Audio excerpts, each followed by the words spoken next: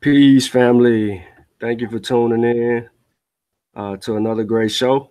Um, Me and the brother Kofi Pasi is in the building on back-to-back days. Before we get into the build, I just want to appreciate everyone that's tuned in. If you don't mind, I want you to, if you can, like the show, share the show, tell a friend, like Carter will say, tell a friend to tell a friend.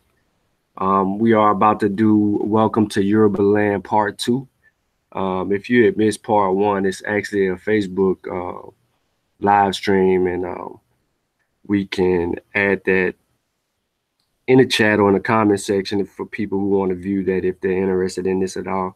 The description actually tells you what we're about to address today.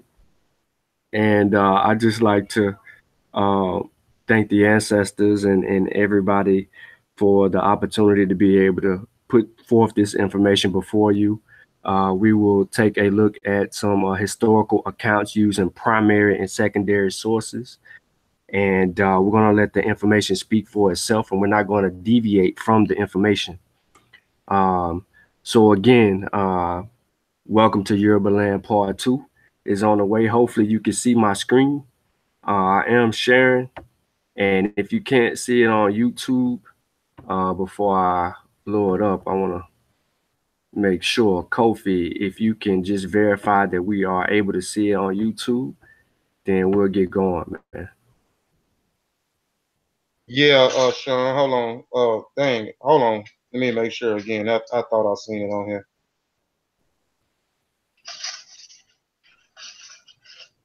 Let me put you down on the floor already.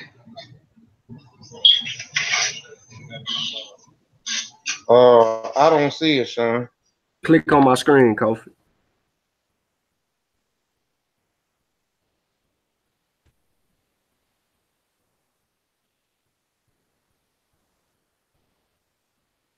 All right, I see it. Okay, so we're gonna go ahead and get right into it, guys. Welcome to Yorubaland Part 2. Um, Again, I am Sean P, or you can say any Herit. Before we dive all the way to it, I do see that we have some viewership. So if you're not subscribed to the channel, please like and share the show, but also subscribe to the channel and click the bell for notifications. And we appreciate everyone that's tuned in at this particular moment. So if everybody can hear me okay and can see my screen, press the number 1. And I know the stream is a little behind, but before I go in, I want to make sure that everybody can hear me clearly.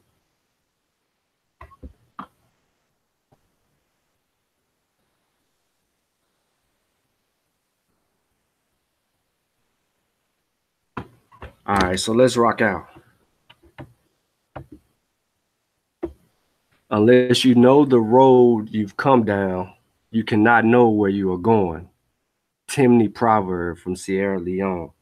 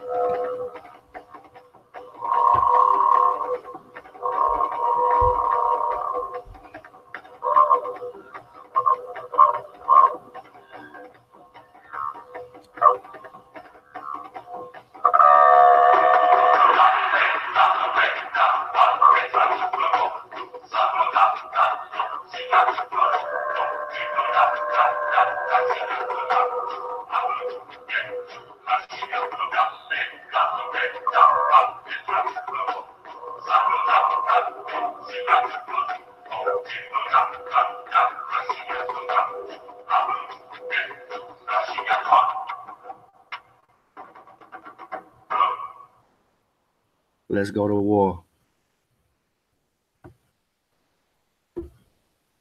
For the Yoruba people of West Nigeria, history began at Ile-Ife in the heart of the evergreen forest. The town is regarded as the cradle of the Yoruba culture. One tradition says that it was at Ile-Ife that man was created.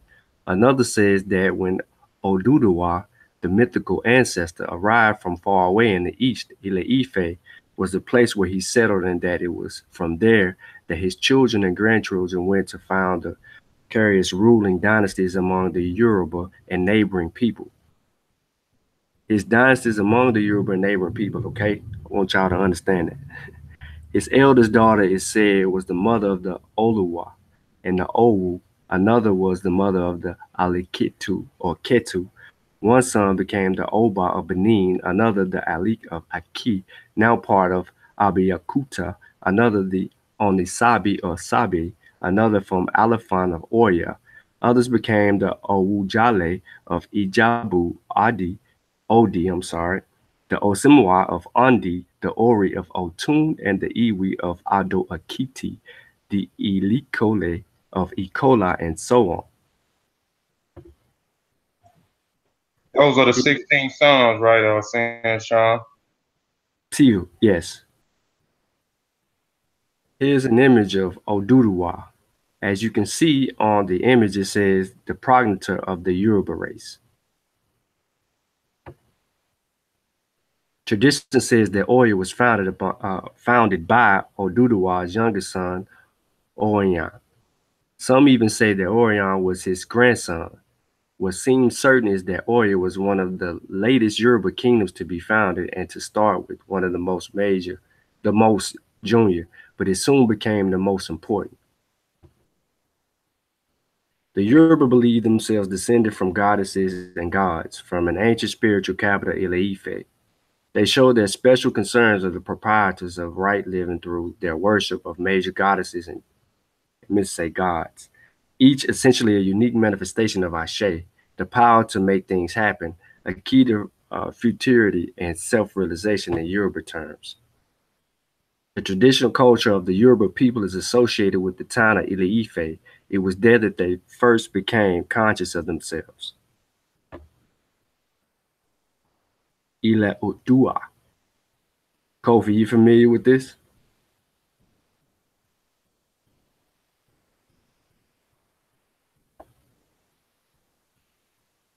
Hold on one second. Can y'all hear me?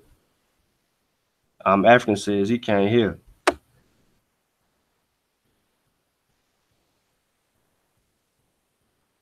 Okay, cool. So you can't hear, right? Kofi.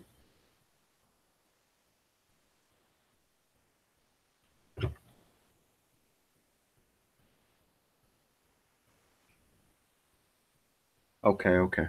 Sorry about that, y'all. So the Yoruba religion, the worship of various spirits under God, presents a limitless horizon of vivid moral beings, generous yet intimidating.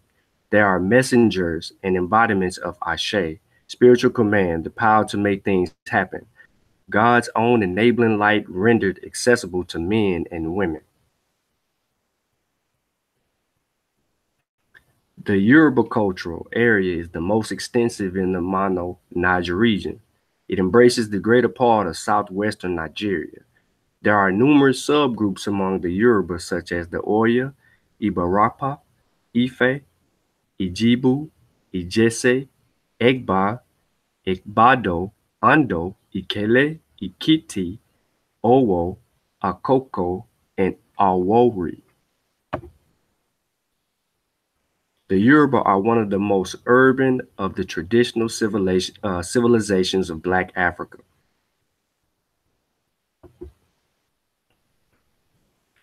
The present boundaries of Africa, imposed by the European powers at the end of the 19th century and preserved today by the need of independent African states for political stability, have created barriers between people who in pre-colonial times had very close contact with each other. Two such peoples are the Yoruba and the Aja of Dahomey in Nigeria. It is easy to see that there are Yoruba on both sides of the border. Two things, however, are not often realized, at least as clearly as they ought to be. The first is that the Yoruba are spread both to the east and the west of Aja, who seem to have been a later intrusion and to have cut the Yoruba settlers in two.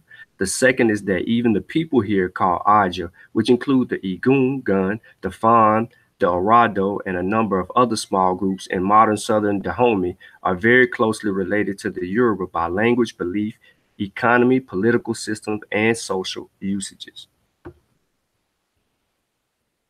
A recent linguistic study of West Africa classifies the Yoruba, the Aja, and the Iwi languages, as well as the Idu and the Igbo, as belonging to the same Kwa subfamily within the Greater Niger-Congo Nigritic family. But the Yoruba and Aja are more closely related languages one with another than they are with the Idu or Igbo. It appears clear from contemporary travel reports that at the opening of the period under discussion, the lingua franca of the Aja country was Lakumi, which is undoubtedly the Yoruba language.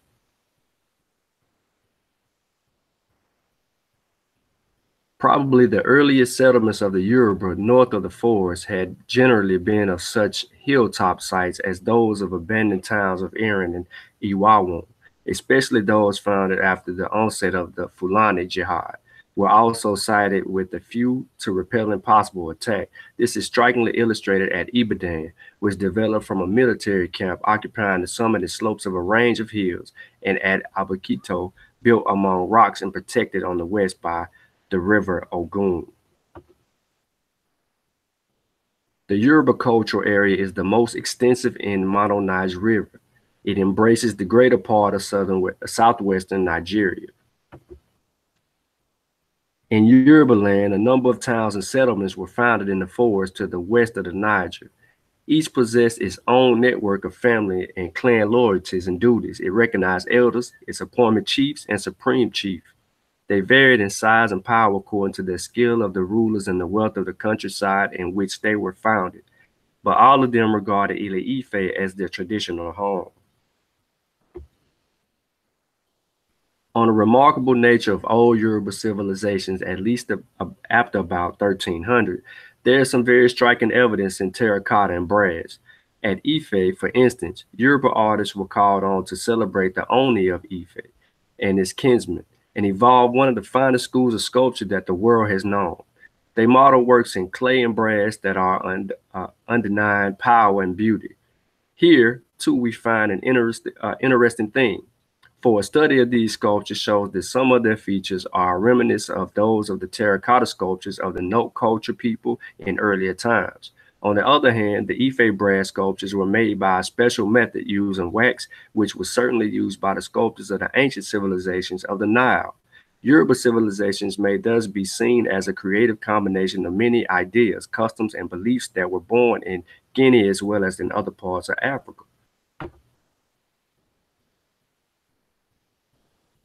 Many people should be familiar with this imagery right here.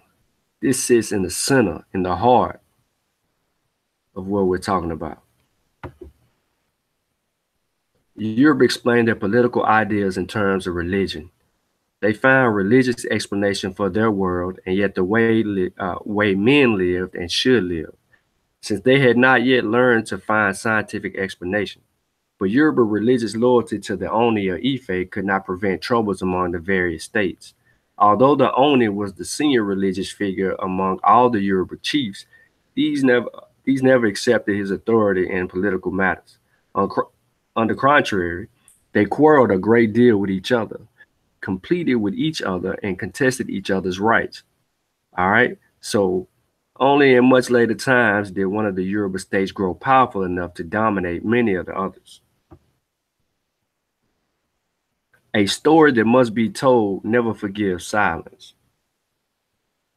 So what we're about to do is transition into a story that not too many people are familiar with.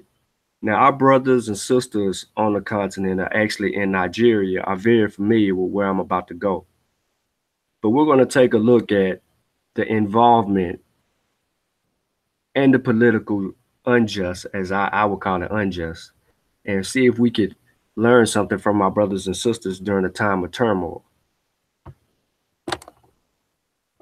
Here we have an image of the Ibadan warriors, ready to fight, spear in hand, shield in the other, numerous in their attack, skilled in their ability to be able to take that spear in their right hand and hit their target. Very skilled. During almost the whole of the 19th century, the country of the Yoruba was beset by warfare. It was the scene of a fratricidal war which lasted over 70 years, and invasions from the north by the Fulani, who early in the century established a base at Ilarun, south of the Niger and in Yorubaland itself, and from the west by the Dahomey. As elsewhere, war was pregnant or an accelerated change. The power of Oya, the Yoruba ancient metropolis, was challenged and then superseded by the states which either had arisen during the preceding centuries, like Ijebu, or grew out of the unsettled conditions of the times, like the Ibadan. The wars increased the supply of slaves for the still expanding market and hindered the development of legitimate trade in palm oil. The military picture is less clear. The most important development was the steady advance in the use of firearms. But much of the evidence about the nature of fighting and the conduct of the operations is contradictory. On the one hand, there are the disparaging references to Yorubaland moral and military prowess by Anglo-Saxon travelers such as the Landers and Burtons. On the other hand, there are accounts preserved by Johnson, the Oya historian, and an epic conflict resulting in numerous casualties and stern descriptions by missionary witnesses of engagement at particular Abikutu, if I said that correct, and the Ijai. Information about the military history of the Yoruba before the 19th century is scanty, but in the early 16th century, the Oyo state seems to have been accounted a powerful rival to Benin, and 100 years later was asserting its influence over most of the Yoruba people to the south. The Dutch merchant Bosman, in apparent reference to an attack at Alada by the Oyo in 1698, wrote that the Yoruba army was all horses and that this nation strikes terror into all the circumventing Negroes. Now, I want to make something clear. When we talk about warfare in this particular time period, some people had horses, some people didn't. They still took the foot. The horses made their maneuvers a little bit better than those who took the foot because they can get around faster. They can defend themselves a little bit better. And the angles at which they can attack their enemy increased to their advantage.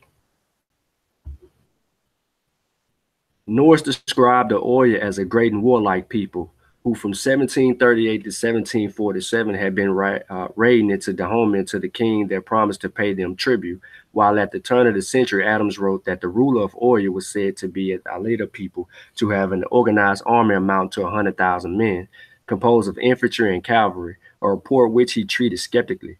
He had also heard that a French officer from a slave ship had visited the capital and thought the army to be a tolerable, efficient one. Here's a silhouette painting of the Dahomey tribe warriors at this time. You really can't see it too good because of the way it's painted, and this is a copy of an actual painting that took place, but these people were mounted on horses. And if you look closely to your left of the imagery on your screen, you can kind of see the horse image come in a little bit better than the others that are centered. These wars in the 19th century can conveniently be divided into three periods, from about 1820 to about 1837, from about 1837 to 1878, and from 1878 to 1893. The first period, that of the collapse and the suppression of Oya, opens the outbreak in about 1820 of the Owa War, the first of the Civil Wars. This was soon followed by the revolt of the Iloran against the Alafin by the Afanja, his Kakanfo, which gave the Fulani their foothold in Yorubaland, the overthrow of Oya by the Fulani, and then the southward move of the Oya people in the forest. The period closes with the building by the immigrants of new towns, notably the Ibadan in 1829 and the Abiakuta in 1837, the enlargement of the older towns like Ija, and the founding of the new capital in the south at Ago Aja, renamed Oya in 1837. Now, if anyone is familiar with this particular time period, there was another situation that actually had been taking place during this stream of civil wars, and that is the transatlantic kidnapping of our ancestors. And to go on top of that, not only was the transatlantic kind of dying down and still jumping off, but it was during the having this illegal era. But you also have the carving up of Africa taking effect, where you had these people, um, these colonizers coming in and carving up these areas for their own. So we're going to take a look at the influences of some of the things and the effects of what happened not only during these civil wars, but the outside influence on our people.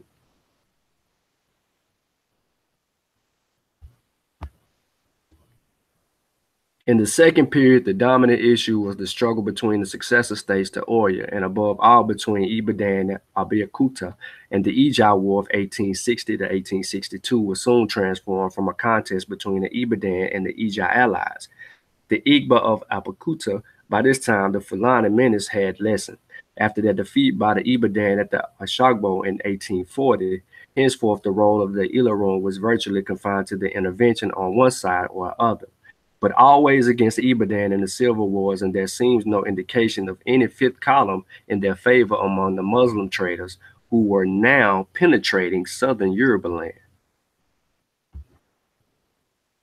During 1851 to 1864, an anti-Egba coalition had been formed, and it is here we see the first intervention in the wars by the British when in 1865 a company of the West Indian Regiment was dispatched by Glover, the lieutenant governor of the new colony of Lagos, to drive off the Egba from the siege of Ikorodu. This action was prompted by the injury of Lagos trade caused by the Egba's attempt to place tolls on the roads to the interior and to deny alternative routes to the traders. The last phase, that of Ikita War, centered around a general coalition against the Ibadan, who had emerged from the second period as the greatest power in the country.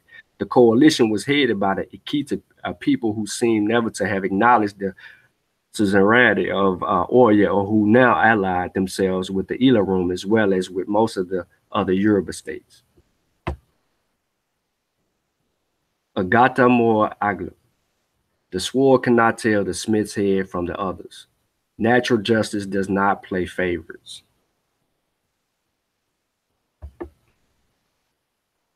Here we have an image of the Abeokuta.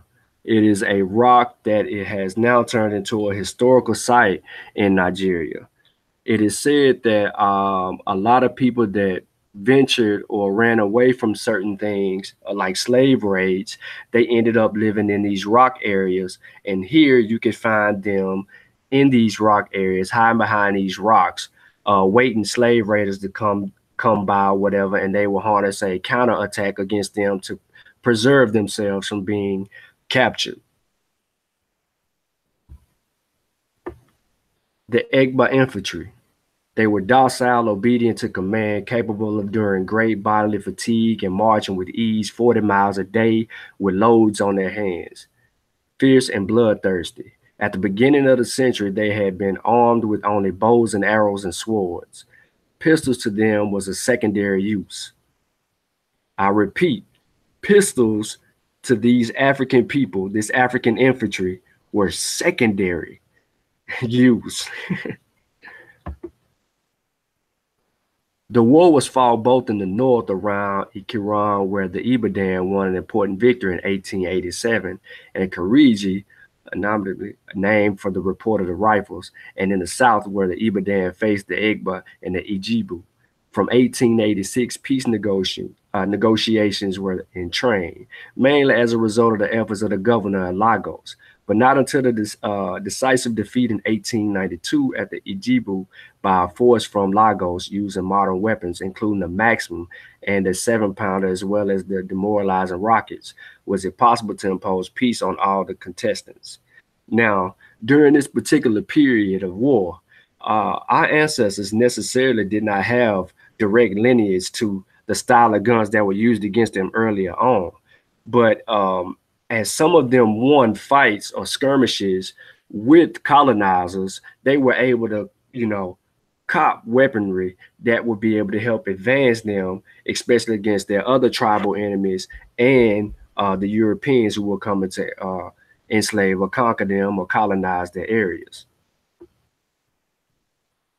Governor Carter in 1893 persuaded both Ibadan and Ilorin armies to stop waging the war and return home peacefully. Later, a series of treaties were signed, which led to the protectorate of what became of Western Nigeria. Now, during these civil wars, you did have people, missionaries, you did have colonizers in these particular regions giving eyewitness accounts during these civil disputes. We have yet to find out what these disputes were over in Yorubaland. However, we do have attested accounts of people going in and writing treaties among the people, which will later backfire. And this is how you come up with British West Africa or French West Africa and all of these things. These treaties ended up hurting us in the end, and that is why we carry some of the names of the colonizers and religious practices and beliefs in West Africa today. The use of firearms. By transforming the overall social political context, colonialism altered the terms of African engagement with firearms, but the process was both long, drawn out, and complex. So we'll take a look at the flint gun. This was flintlock gun. This is a gun that was used in that particular time period, and it comes directly from the Portuguese.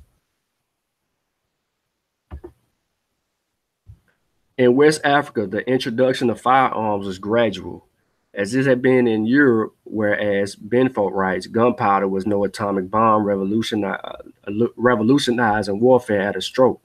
Muskets had been brought to Benin by the Portuguese in the 16th century and as a part of their regular trade by the Dutch in the 1690s. Even earlier firearms had crossed the Sahara into the Sudan, and Mali Idris Aluma, who reigned in Bornu at the end of the 16th and early 17th century, had a body of Turkish musketeers in his army and household slaves expertise in musketry. Muskets had long been a staple of the barter trade and slave on the coast. But for this, few thousand in Delta could not have maintained their privileged positions in the Atlantic trade and played the role of economic dictators to the millions in the hinterland, writes Dyke. Yet not until the 1820s did Yorubaland begin to be affected by the use of firearms. The first of the Yoruba to arm themselves in this way were the Ijibu, who as coastal people were in touch with the white traders, as were the Delta merchants. The earliest decisive use of firearms was probably in the Uwa War, the first of the civil wars of the 19th century, when the fall of Uwa after a long siege was attributed to the defenders' lack of guns. Until the introduction during the Iquitu Wars of numerous American snipers breech-loading rifles, the best imported firearms were the Danish manufacturer, which gave the name Dan gun or long Dane to the muskets in general use. These were flintlock pieces, usually long barrel coasting in 1861, according to Jones. They were fitted into stocks where often a local manufacturer and gaily painted were usually fired at the arm's length or from the hip on to the violence to recoil. A soldier would normally bring his own gun to war, but at least a part of the powder was provided for him. The powder was mostly imported from Boston and was, of course, substance with a high charcoal content. Here's a look at some of the guns that were used at the time during the Civil Wars, even the raids, or even the kidnapping when they came in with guns. The technology on these guns are very ancient. And yes, they developed the gunpowder and the things that they had to use, the do what had to be done. Now, we were able to handle them with this particular type of firearm, but that maximum gun let off rounds that was at such a long distance and so many at a time that we couldn't get up on the maximum gun at all. Now with them little flintlocks, we could get with them. They can come in there marching all they want to, thinking they're gonna terrorize us, but the counterattack, the spears, and the things of the nature that we had, strength in numbers, they can take these guns off them invaders. But when they had access to shoot our people, man, they did a good job with that. The rate of fire can hardly have exceeded that of the matchlocks used in the English civil wars of the 17th century, when one round was fired in 3 minutes. And the maximum range disregarding accuracy was about 200 to 400 yards. Now, the effective range was at most 100 yards. The method of firing in the field, as described by Stone, the Baptist missionary at the Iji, was that lines of men, several abreast, streamed to the front, fired, and then turned and flowed back to the rear. So what happened is you have these people on the front line. They'll fire their weapon, and since it takes so long to, fill their guns back up and get them reloaded, people will come before them, fire their guns, and in a rotation pattern, that's the way that they shot their guns. Now, look, they were shooting us from long range, but the most accurate was 100 yards, a football field. So with that much distance between us, they were hitting and plugging us off in some areas. The ammunition consisted of bullets or bolts of bar iron varying in size. Local blacksmiths made them along with swords. Bullets was made pretty small for discharge and loading reasons. Artillery was little known in even the latest stage of the Yoruba wars. Jones observed at Iji that each chief had a few pieces fired from rest with a bore of about 1.5 inches, into which they put a handful of bullets, and with these at close quarters, they sometimes do great execution. At Iji, it is remembered that numerous palm trees there were damaged by gunfire during the war, and a proverb in Ibadan bears this out. This damage, which could hardly have been caused by muskets, was probably the work of these 1.5-inch pieces. The influence of firearms. Firearms influenced decisions on the battlefield and politically. Weapons and powder were all imported. The struggle to ensure supplies was a fact of increasing importance. Keep in mind, this civil war is happening.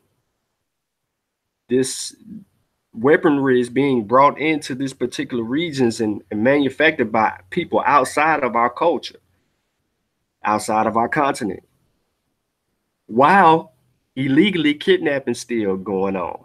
This is complete turmoil. Although many of the guns were Danish origin and powder came mostly from the US, the British, as a protagonist of the legitimate trade and after 1851 involved in the affairs of Lagos, were deeply concerned in the arms traffic. Now the British is concerned in 1851. In 1851, stimulated by the missionaries, the British government authorized Beecroft, their consul for the Bights of Benin and Biafra, to supply arms to Egba, who were threatened by the Dahomey, and to Badagry in order to protect that town against the exiled king Kosoko of Lagos and to keep open the round of Abeokuta. Between July 1862 and the end of the 1864, arms and powder worth some 23,000 were imported into Lagos, most of it being transmitted to Ibadan through the Ijibu middleman at Ekorodu. So now they want to get involved, the British, they want to get involved in the affairs to control the arms trafficking. And then they want to arm a certain people who were being taken advantage of by another. At the same time, it is increasing during the height of a problem that no one could solve. Glover, the governor, imposed custom duties and then an embargo on exports from Lagos to Abeokuta. The embargo being withdrawn after protests from the missionaries at Abeokuta and from some of the merchants. But as Newberry writes, the defeat at Akarudu was never forgotten, and it was a well known at Abeokuta that Glover had followed this up, as he told the colonial officer in 1866, by supplying large quantity of arms to the Ibadan and the Ijibu while denying them to the Egba. See the game they playing? Soon after the Ijai War, the Egba succeeded in obtaining some breech-loading rifles, and in 1881, during the Ikita Wars, a group of Ajisha living in the Lagos sent a quantity of Snider rifles and cartridges to their kinsmen of the Kariji battlefield. The Ibadan at Kariji, who were already experiencing a severe shortage of ammunition, were dismayed by the casualties which these accurate, long-range, and quick-firing weapons inflicted on them.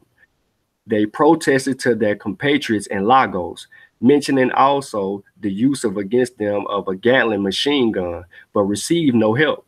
At length, however, they succeeded in obtaining from the Ijebu traders some modern rifles and ammunition at high prices, paying 10 to 15 for a gun to 6 pence for a cartridge. Only thus were they able to maintain a position at Kariji. This is Kariji. It's actually, you can't really see it, but it's like a deserted land. Um, but people lived here, this deserted land, during the conflicts of interest of wars, and we'll get into a little bit of that in a minute. Apart from the provision of firearms, ammunition, and powder, commensurate problems were not serious for the Yoruba armies. They were operating among their own people, and it was assumed that they would, in case of need, live off the land. Each fighting man, from the chief downwards, feeds himself according to his own taste and fancies or needs. Jones observed, while Johnson writes that by the rules of warfare, piat or foraging was permitted. Although in early times preserved food, parched beans, and a special kind of hard bread made of beans and maize flour, akarakura, had been taken into the field. Most of the wars soon assumed a static character, and fields of maize and beans were planted by attacking forces near their camps for later harvesting, while women came up the rear to hold their markets. Jones noted that the prices asked at these markets for staple foods, such as cassava, provided an index to the state of supplies in the storehouse of the camp. Women also played a considerable role inside a besieged town, bringing to the wall the warriors' food and military supplies. Anybody familiar with Yoruba as a culture and what they think about this particular river on the screen, they know why it's on the screen. Most towns in the south were situated within a belt of the forests, the Igbo Ele, which was deliberately allowed to retain its thick undergrowth and was pieced only by narrow paths leading to the gates. Every town of importance in the 19th century seems to have been surrounded by walls, almost always of earth and ditches, and in older towns, these must have been first constructed long, perhaps 200 or 300 years before the advent of the Fulani. The defense often consisted of both the inner wall enclosing of the generous scale that built up parts of the town, and the outer wall, which protected farmland and supplementary sources of water, as well as providing the first line of defense behind which the home army and its allies could form up before an attack, as they did in Ashogbo in 1840. Here are images of the maps that were actually drawn. This was from the time of Kitu, how you would have, if you can look to the top, you have an outer mound, then you have a ditch, and then you have another mound. These towns were set up to defend themselves from the slave raids and at war.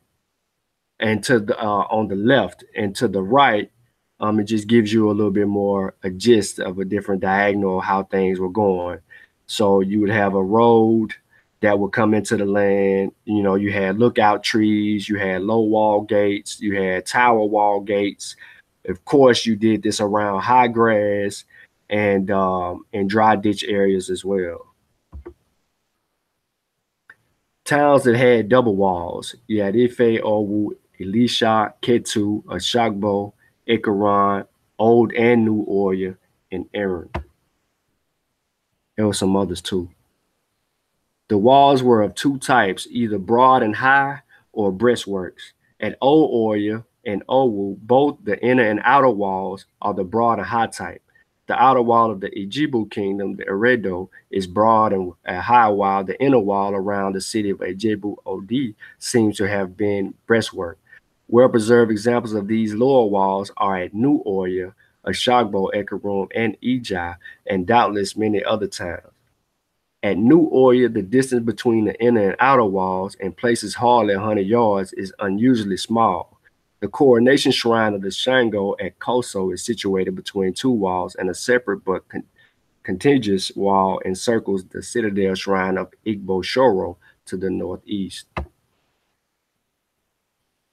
It may be urged against this attractive theory that whereas firearms do not seem to have come into general use until the period between 1840 and 1850, many towns were already provided with lower wall in the 1820s and 1830s, and possibly much earlier. But certainly towns of the importance of the Ibadan and Abukito might be expected to have had walls of greater scale had they been built a generation or more before. Freeman, the Wesleyan missionary who visited Abukita from Bagdera in 1842, wrote that the Egba camp at Edu was surrounded by a mud wall about 5 feet high and a ditch about 4 feet deep. Jones, describing the Egba camp at Ijai, noted that the walls were sometimes given a sloping roof of thatch as protection against the rain. He goes on, rather in the manner of Tristram Shandy's uncle Toby, to criticize these defenses. Sufficient width is not given to the ditch, nor slope is given to the scarp. The parapet is not sufficiently high, being seldom more than 4 or 5 feet high. Without a banquet, its thickness is not sufficient, being generally not more than 12 to 18 inches. These wars were fought with only a limited regard for strategy. The breakdown in authority of Oya prevented the effective development of any policy which would protect the country from the Fulani and the Dahomey invaders by reconciling the Yoruba states and coordinating their resistance. Yet after refounding Oya at Aja, the Alafin Atiba attempted just such a measure by conferring the title of the Basarun and the Oluyole of the Ara Oni Kakanfo on Karuma of Ijai. Atiba hoped to mitigate the rivalry of these leaders of their towns. He laid down that in order to arrest the disintegration of the kingdom and the expel of the invaders, Ibadan should have charge of the north and northeastern defenses and the Ijai of those to the west. This plan, however, was soon defeated by the renewal of the civil wars, the Batido War of 1844 between the Ibadan and the Ijai, for example, by the unwillingness of the other states to accept the leadership of either of the two polinities designated by the Alafin. So you had someone come in and try to negotiate or broker land. That didn't work out according to the people. So you have another civil war break out because, everybody's trying to control trade in the region and everybody's trying to build or store resources for themselves. Here we have some African brothers and sisters, brothers mainly, with these flintlock rifles ducked out behind a tree they chopped down for cover fire. The duration of the Yoruba armies in the field reflected not only military exigencies, but also the political preoccupations of the command and the personal relations between the commanders. Now, Johnson's work again provides a starting point for the reconstruction of the theory according to which operations were conducted. He tells how the army, after sacrificing to the war standard, will move off in the order determined by the commands of chief. Now, in the front row, the Asaju supported his skirmishing by the mounted Bada or the knights. Next came the Sariki commanding the young warriors who would begin the real battle. The Balogun, accompanied by the senior chiefs and warriors, would observe and in theory direct the battle until the time came for him to intervene, while the horsemen would use their mobility to recounter or cover retreats, cut off stragglers, and try to demoralize the enemy by occasional sorties of prisoners. So we're going to deal with Johnson's account. And I'm going to let the evidence speak for itself when dealing with Johnson's account. And we're going to, you'll hear it for yourself and you can draw your own conclusion at the end. But we're going to take a look not only at Johnson's account, but another person's account. And we're going to compare the two because they're writing from different aspects on each side of this particular Civil War. And they are eyewitness accounts. Now, mind you, while two people are at war, you have missionary people and people that are doing history on these people, which are the colonizers, writing about this war at a time of mischief that's going on. So they right here like, oh, okay, let's see how they're gonna do this. Let's see how it play out. So Johnson writes, the usual method of a pitched battle is for all the war chiefs to be disposed, each his right place, according to their rank and title, as the commander-in-chief disposes, and each in turn to march forward, company by company to the middle line of the battle to discharge their arms, trying each time to gain more ground. This method they call Tawusi. But when later on the Beluga himself rises to fight, that denotes a general charge throughout the whole host. Every man must be engaged in the fight, and wherever he fixes his war standard, everyone is bound to dispose himself about in due order. His going forward means that the whole army must push forward at whatever cost, for no one whose right place is in front dares fall to the rear of the Balagoon except when hors de combat. Jones' report on the fighting at Ejai in 1861 provides a useful contrast. Battle was always preceded, Jones writes, by intensive, intelligent activity, spies and bribery being much used. Once battle had been decided upon, it was a game of chance or deceit, but no general plan was ever previously arranged. The general took up his position well in the rear, usually near to a large tree suited for observation. Most of the chiefs by this time had either reconnecting glasses or telescopes, which they use. Most people should be familiar with those, but that's what they use, telescopes from afar, maintaining their eyes on the war. When battle was joined, the action resolved itself into a series of isolated skirmishes. These movements of brigades, division, and mass hand-to-hand fighting, forcing a position and platoon fire were altogether unknown. Jones alleges altogether a reserve was usually kept. The troops spread themselves out anyhow into open order and skirmishes away until their ammunition is exhausted, upon which they retire to replenish. To give you a broader view on what's going on in these wars is the hand-to-hand combat seemed to be more likely because they didn't know how to aim their weapon and shoot the person against them, or it was a last measure. Now hearing consists on the ground defects of their system. Okay, we have two different systems that we're going to take a look at. System A, having, we will suppose, gained ground on his enemy B, the general never attempts to follow up and maintain his advantage by moving forward his reserve, but the whole army is kept at a standstill while the skirmishes is going on in the front. When A retires, therefore, to replenish his ammunition to the front of the battle, is left in exactly the same position that it was commencement, and there would continue throughout the day, did not the enemy B, usually at this period, make an onward movement.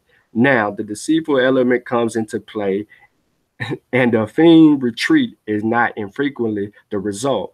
This may or may not alter the fortunes of the day. If B advances in force, it is possible that a very hard tussle may take place. Armed, however, with a musket, they avoid close quarters and form a habitual dislike at attacking walls. If A makes a stand, B is in turn will retire, and once more the tide of battle rolls back to the original point. Occasionally, if the ground is favorable, some attempt will be made to turn the flanks, but it often results in failure. Thus, then proceeds the fight, a succession of advances and retreats throughout the day until the sunset, when ammunition expend, begrim, and tired.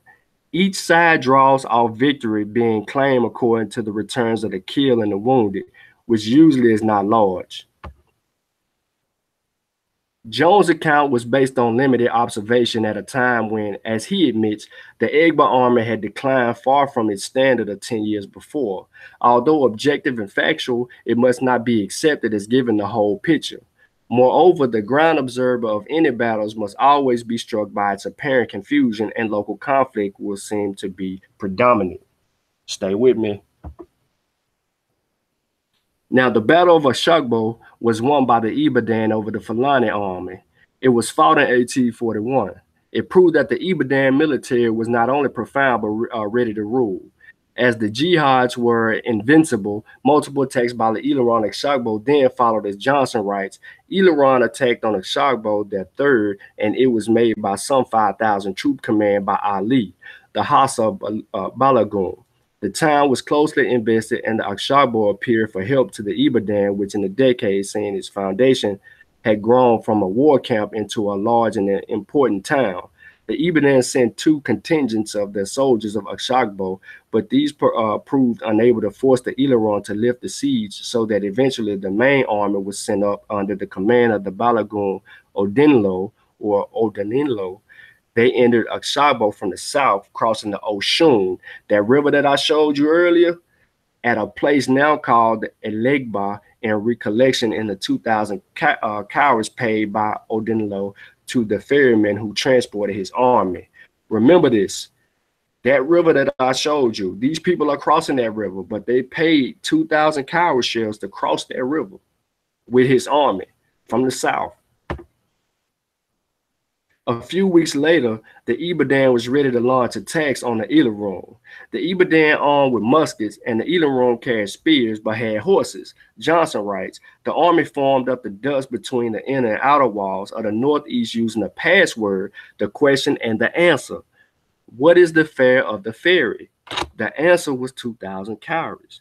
Then they passed beyond the outer wall at the place still known as the Agbo Dogon, where the mortars pounding the yams in the enemy camp are heard, and fell on the Iloran. They achieved what Professor Falls has called the most effective of all keys to victory. The surprise of their enemy, the Iloran, caught sleeping in their tents, were unable to mount any counterattack and were soon in flight. Johnson describes graphically how the cavalry attempted to spur away their horses before remembering to untether them. The battle was complete victory for the Ibadan and their allies. The Dahomey attack of Abeokuta in 1851 was observed by Townsend, the Anglican missionary there, and Bowen, the American Southern Baptist, Burton's Quantum Texas Ranger, both of whom have left written accounts of the engagement. There's also the Dahomean accounts as well as one by Johnson.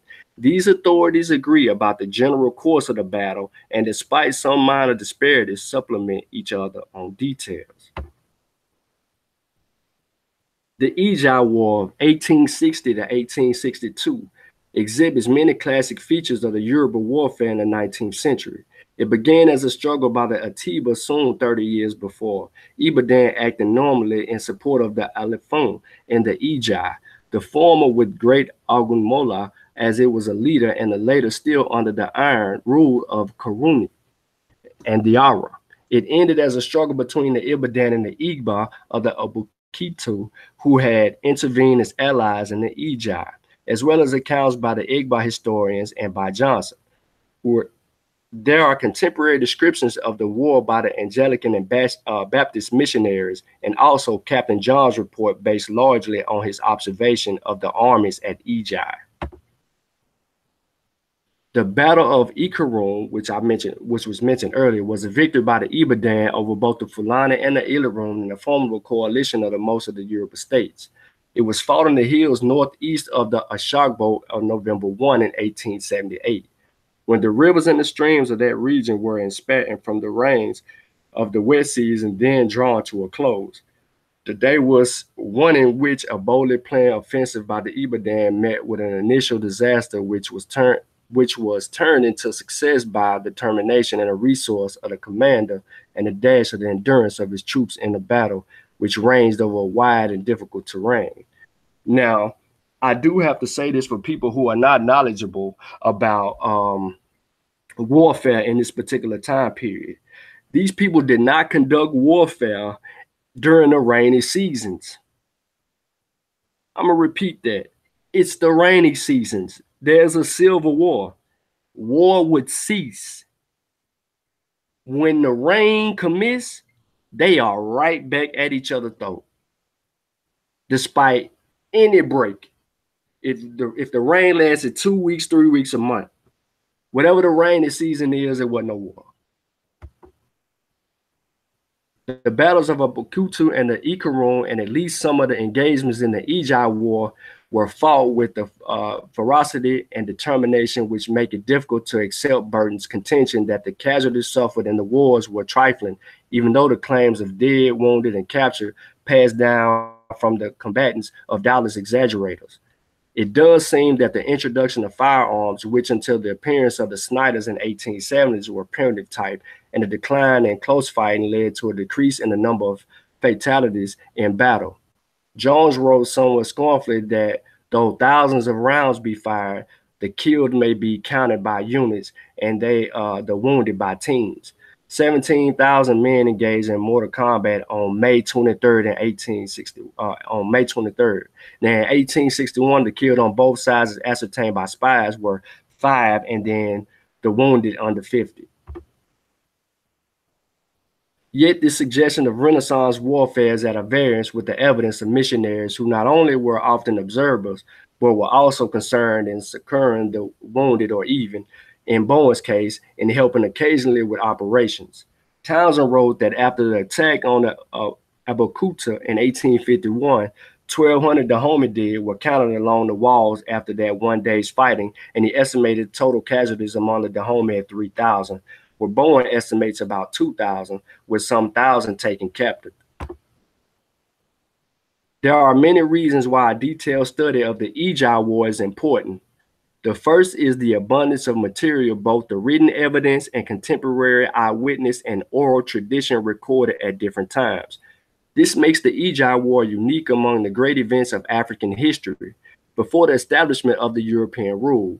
Usually material is so fragmentary that we have to substitute theories, both naive and perceptive theories of primitive society, and man in the abstract for evidence of the action and motives of men. But here, the material is such that the story of the war and the character, actions, and motivations of the main participants can be examined in some considerable detail. This, in turn, may affect some of our theories of primitive society. The abundance of contemporary written evidence is due to the fact that missionaries of various societies in different parts of Europe and Dahomey took great interest in the war because they realized its importance of the future of their different spheres of activities. Apart from peripheral sources from groups in Lagos, including the British administration there and Catholic missionaries at Ouida and Port Nova, the main evidence is Anglican, Methodist, and American Baptist missionaries living at the main center of the war, Ibadan, Ijai, Abeokuta, and Oyo. This evidence was, of course, colored by the external view and the special interest of the missionaries. But with the exception of those at Ijai, who had never been made to feel at home, the missionaries tended to identify themselves with the communities among whom they lived and worked, and they say issues mostly from the point of view of those particular communities. Now, most of the people that were fighting in this war, they didn't want anything to do with the missionaries. So they had a total disdain for these people. They just didn't accept these people in these areas. A lot of them ran them out. And those who did come in is because they came in behind the gun and they were able to take over and conquer a few and influence a few chiefs. One of the reasons why the efforts of the British officials in Lagos in trying to mediate in the Ijai War was so ineffective was that they did not understand what the war was all about. Since they were themselves preoccupied with the problem of protecting the commercial interests of Britain, they had a natural predilection for the seeing West Africa in economic terms. They argued that the basic issues in the Ijai War, as in the Yoruba wars generally, were economic. The object of the Igba, said McCorskey in 1861, was in reality to obtain a monopoly of commerce by closing all the roads for Lagos in the interior except that by Abeokuta. A year later, talking to the Ikorodu, the Ibadan route, Glover declared, "This road, my lord, is the sole object of the war." As a missionary at Oyo put it in 1861, to reestablish the Yoruba kingdom and make it what it once was, I am quite certain is the grand cause of this war. Since none of the states was succeeding well enough to achieve this, there was the more immediate desire of the different states, each to protect itself and make sure that the balance of power among the states was not redressed to its own particular disadvantage. Each successive war may be regarded as a desire to re-examine that balance and to re-establish it. The Ijai War in particular was an attempt on the part of the Oya and the Ibadan to weaken the Ijai and the consequent resistance of the Ijai, Abakuta, and ultimately the Ejibu Ode to such an attempt on the grounds that it would leave the Ibadan dangerously powerful. The question then arises as to why the trade routes played such a prominent part in the Ijai War. And this links up to the particular problem of the role of the slave trade and the medium of exchange for ammunition. It is still a very controversial question. T.J. Bourne, the American missionary, a keen observer of the Yoruba War and politics, said, once begun for political reasons, the wars had commonly been nourished by the slave trade. Professor Fay puts it more strongly. The existence of the ready market provided by the European traders for the sale of slaves and the purchase of guns made it virtually impossible for the Yorubas to return to a more peaceful way of life unaided. The slave trade was important only as long as slaves were the most marketable commodity. Indeed, it is doubtful whether by the time of the Ijai War, slaves continued to be very important for the purchase of arms. From the fragmentary evidence at a disposal, it would appear that Ikorodu and the Lagos were the most important markets buying the ammunition used in the war. Now, we can only briefly allude here to the social and political consequences of the Ijai War within each of these states.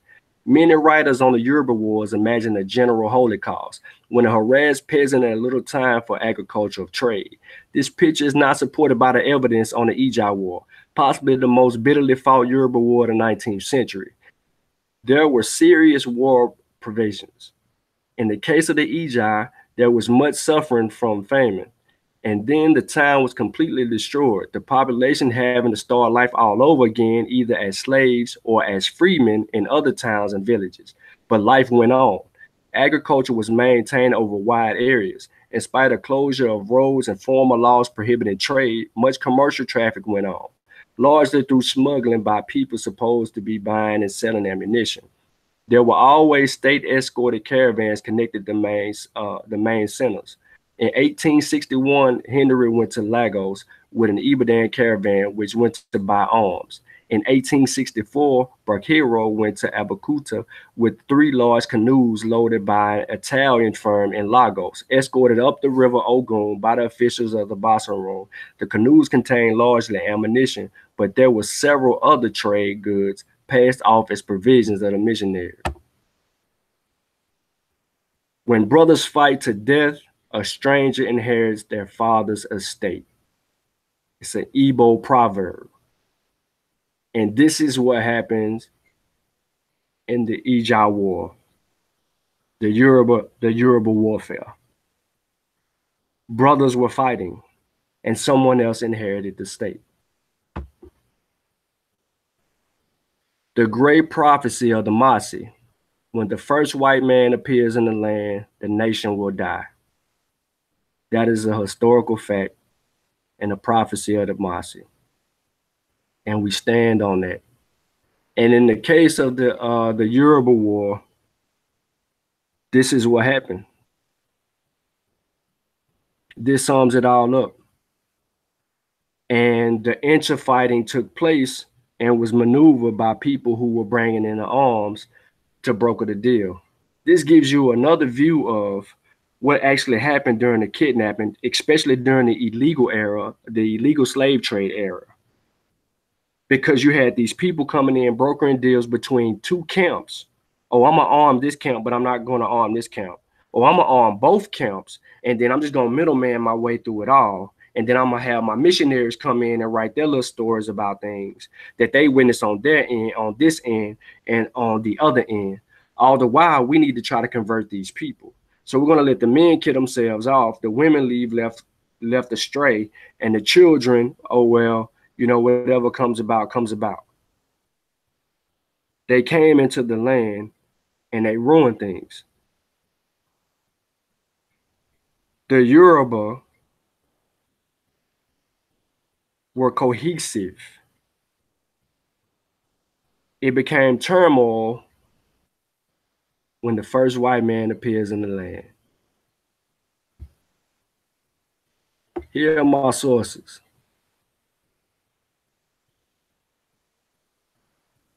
Six books, no articles. All books, all read. Front to the back.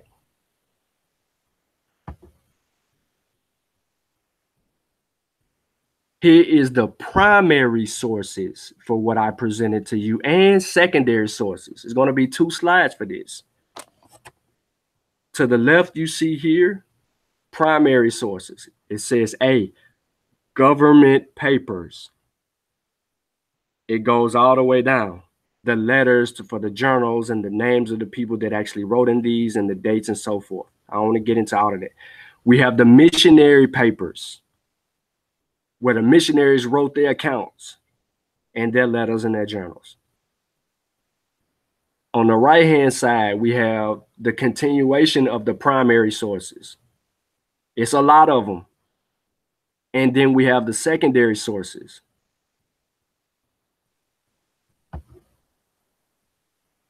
More for the secondary sources.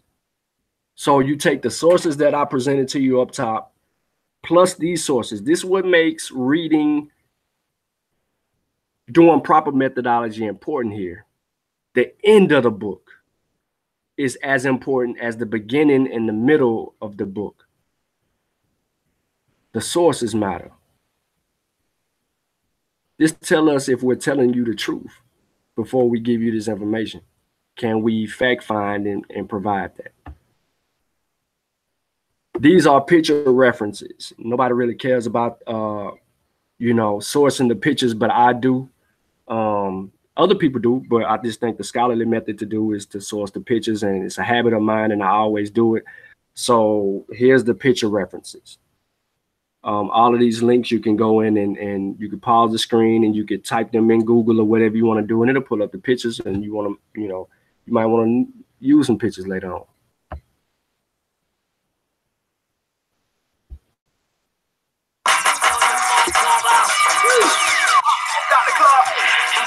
For the unity and the redemption of the African. Salute them honorable Marcus. We were not ready to listen then. They might not have been ready then. There's wonder whether we are ready. Ain't no doubt about it. To listen. We ready, baby. Now. Let's go. Yeah. Flag fly high. Flag fly high. Flag fly high. Black kisses in the sky, baby, side to side. It's the flag fly high. Come on. Flag fly high. Flag fly high. Flag fly high. RPGs on the rise, all eyes will recognize the flag fly high. Hold it high. Let it fly. Rebels colors forever. Bobby would never die. On my 90, the throne ready. Let's take a ride. Cats won't fix, men don't. Choose a side. This is the path for the warriors. Some travel yet still vainglorious. Black power represents us. You either rolling with Africa or against us. Flag fly high. Flag fly high. Flag fly high. Black kisses in the sky, breaking side to side. It's the flag fly high. Come on. Flag fly high. Flag fly high. Flag fly high. RPGs on the rise, all eyes will recognize the flag fly high. The red is for the blood. I got the best stock. The rest got blood.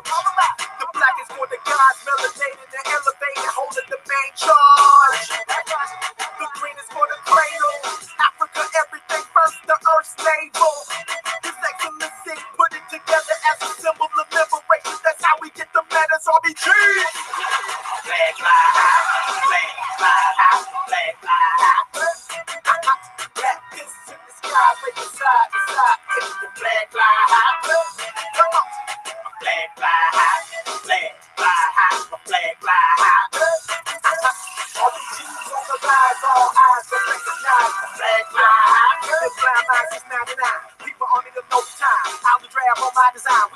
headed. Hard line, ain't no games with that red flame. Triple stage of that black bang. Revolution in my veins, till we free, I won't change. And you can count on that like an abacus. Celebrate the victories and the challenges. It's deeper than social media statuses. This lifestyle for nation building practices. Yeah, my flag fly high, my flag fly high, my flag fly high. Black this in the sky, baby, side to side. If the flag fly high, come on. Flag fly high, flag fly high, my flag fly high. RPGs on the flag, all eyes go back to God. The flag fly high, that red, red, red, black, black, black, green, green, green. RPG, I'm about that red, red, red, black, black, black, green, green, green. That RPG, I'm about that red, red, red, that black, black, black, that green, green, green. RPG, I'm about that red, red, red, black, black, black, green, green, green. That RPG, baby. RPG, baby. Come on. Fly high, my flag, fly high, my flag, fly high. Shout out to all my RPGs worldwide. Doing this thing garbage style, you know what I'm talking about? Yeah. My flag fly high, my flag fly high. Come on. Flag fly high, my flag fly high, my flag fly high. RPGs on the rise, all eyes gonna recognize. My flag fly high.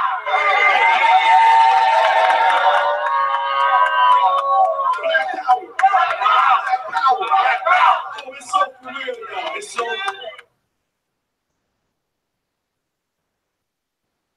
All right, family. Okay, so I want to first let me start sharing my screen. I want to address something real quick. The brother asked the question. It was a good question. He said, so let me make sure. He said, so tens of thousands of Africans are fighting to death, but the white people are just sitting and watching and note taking.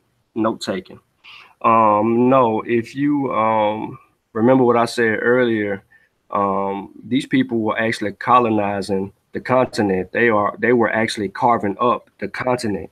So you had the illegal slave trade going on. So they were still purchasing kidnap victims from other tribes that were actually still engaged in this economy built on Africans, built or centered around Africans.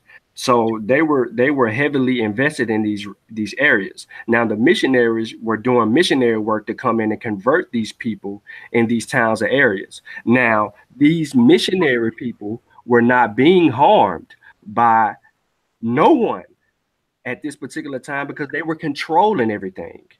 They had the guns, they had the money, they had total control of what was going on and the reason for dismay. So they were in these regions for business. And when our people see these people, they know that they're in there for business.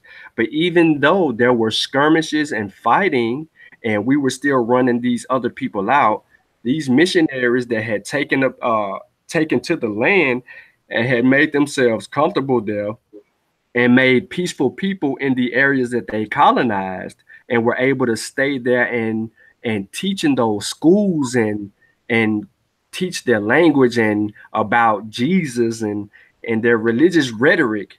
You know, they witnessed it. A lot of them witnessed it.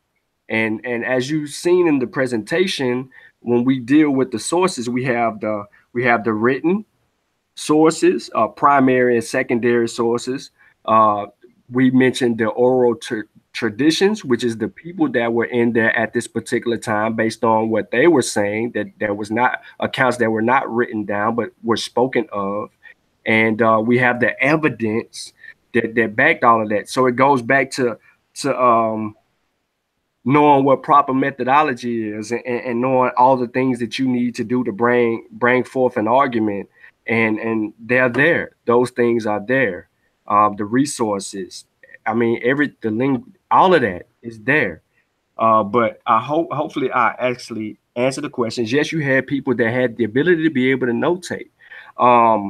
we have a primary account of a war general who wrote about the Egba people, the military, as he was a part of training these people, man.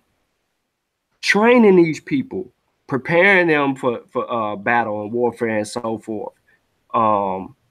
Jones is his name. So what I try to provide everybody with is, Yoruba is not just about the Orishas.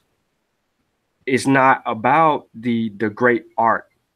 It's not just about the spiritual tools that we always speak to or about.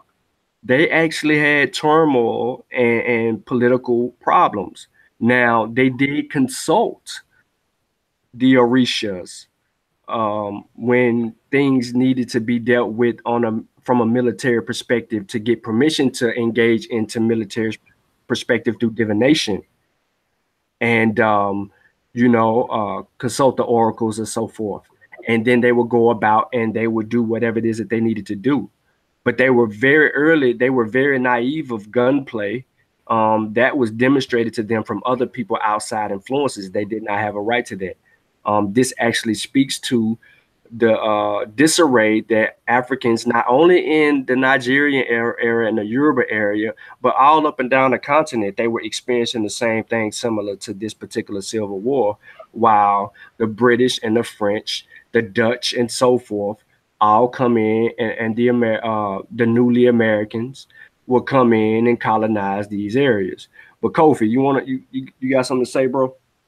Oh yeah, man. Just when you mention the kidnapping trade, I mean, we always forget about those missionaries. But I mean, you go back and look at the age of discovery, or you look at the Portuguese discovery before you get to the age of discovery, their mission was to come in to kidnap and also to spread Christianity. So anytime the British, the Dutch, Great Britain, and so forth, Portuguese came in, they always brought in their missionaries to set up the school.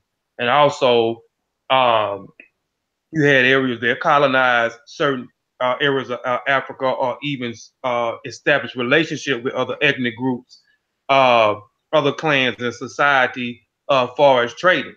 And then, like you were stating earlier, some of them will give firearms to one ethnic group and don't give firearms to the another ethnic group. That wasn't just in South Africa. If you look in Central Africa, they did the same thing up and down Central Africa as well. But yeah, that's all, man. I want to add, man. Just want to say, man, good presentation, man, and y'all come back and join us tomorrow at 6:30 p.m. Central Standard Time. We'll be going back in tomorrow. I'll be doing a presentation called "The African Marriage." African marriage is the most important ceremony in Africa, and I explain why I make that statement is the most important ceremony in Africa. And we're gonna deal with the rites of passages again. We're gonna deal with a few of the rites of passage that goes in with the passage of marriage, and why it is the most important ceremony in Africa tomorrow. But that's all I got, man. But good job, man. Appreciate it. Appreciate everyone tuning in.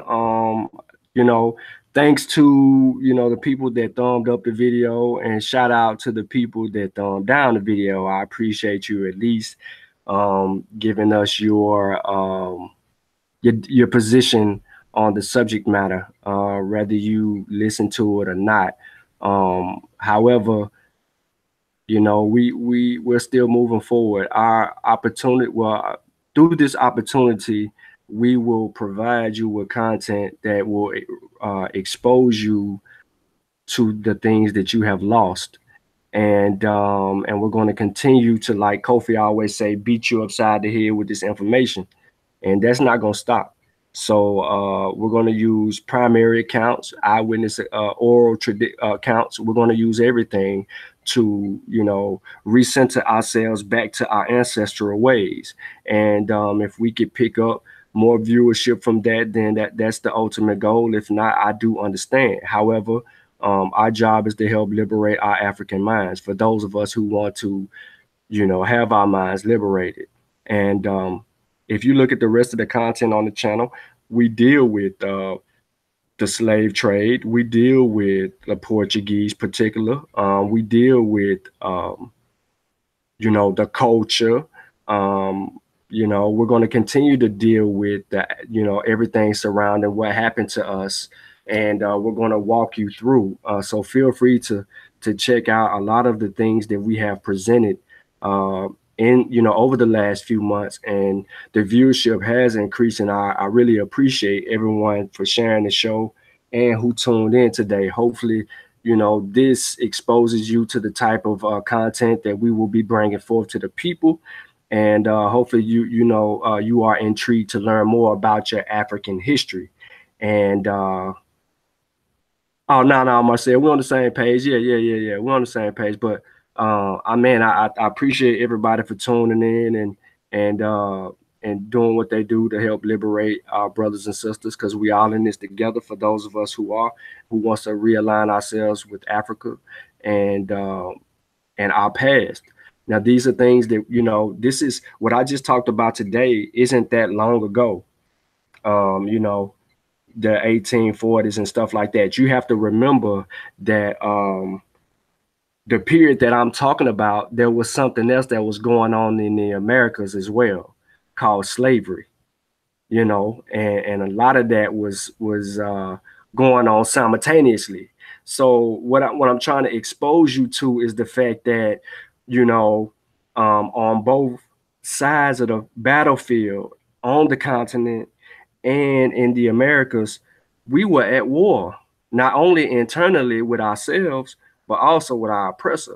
Sister Alima, Brother Ben's wife, told y'all yesterday on her Facebook post, we've been at war. We've been at war. We just not recognizing it. We enjoying these people holidays, but we've been at war. And the sooner you realize these things, the better we can move as a people. But yes, we're going to continue dropping the information. Please subscribe to our channel. Continue to share our shows. Let us know what you think of our content. Please leave your comments in the comment section for people who may revisit this. Also, Saber Wujawu presently is live. He's doing a Facebook live stream right now dealing with pseudo information. So we're trying to counter the misinformation from all areas through social media, the best way that we can to fight back. So again, man, I just want to say Shimam Hotep to everybody that tuned into the show. And that means go in peace. And yeah, say it again, Kofi. Moriri. Moriri just means appreciate. Modupe means thank you. So Modupe eBay, which means thank you, family, because y'all could have been doing anything, but appreciate y'all tuning in. And yeah, San, who was that guy? San, I think it's San Can Ra. If I was looking in the chat, but yeah, we need most subscribers, man. I mean, we should have most subscribers. We dropping a lot of information, so family, just continue to share our videos to people that you think that may appreciate our information, because a lot of time and reading goes into putting these presentations. These presentations may be an hour and a half, maybe 2 hours, but it may take 2 or 3 or 4 days, putting the presentation together. Sometimes it takes 2 or 3 weeks. So it's countless of hours of us putting it together. So continue to support us. Continue to get the word out about the Mossi Warrior clan. And again, Modupe. Appreciate you guys, man. Have a good one. Shimon Hotel.